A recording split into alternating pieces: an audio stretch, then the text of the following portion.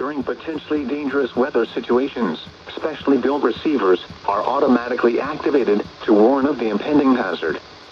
Tests of these receivers normally are conducted by the National Weather Service every Wednesday around noon.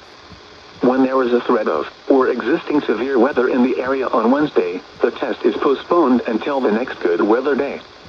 The warning alarm transmitted over this and other NOAA radio stations in southern Wisconsin will normally be activated for watches and warnings that affect the following Wisconsin counties: Richland, Vernon, Adams, Juneau, Marquette, Waushara, Winnebago, Calumet, Manitowoc, Sauk, Columbia, Green Lake, Fond du Lac, Sheboygan, Dodge, Washington, Ozaukee, Iowa, Dane, Jefferson, Waukesha, Milwaukee, Lafayette, Greene, Rock, Walworth, Racine, and Kenosha.